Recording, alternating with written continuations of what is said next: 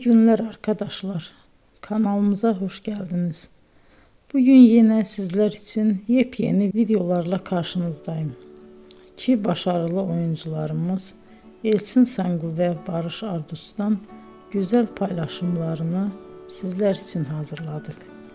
Elçin Sangu, Sevdim Alabora, Yalancı ve Mumları, Kiralık Aşk, İyi Günde Kötü Günde bu dizilerde rol almış ve herkes tarafından çok beğenilmiştir.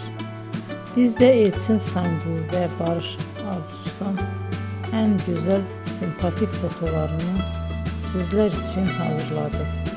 Bu karelerin devamını istiyorsanızsa emeğe saygı olarak kanalımıza abone olup yorum yazmayı unutmayın arkadaşlar. Teşekkür ederim.